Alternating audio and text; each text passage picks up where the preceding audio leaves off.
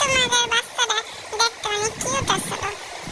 তো কি করলো, এই দেখো আমার কুলুইটা বসে আর বহুত দেখে মনে হতেছিল অনেক ক্ষুধার্ত। পেটে কিছুই নেই, দুর্ভিক্ষ থেকে উঠতে এসে কিছুই খায় না মনে হয় কতদিন ধরে।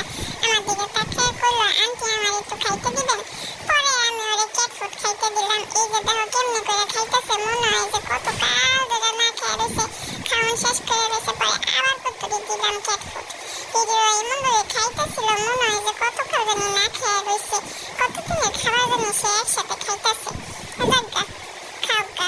আমি তো আর এত কিপটা না যে না খাওয়াই রাখবো। বাসায় একজন মেহমান আইছে, তারে পেট ভরে খাওয়াই দিলাম।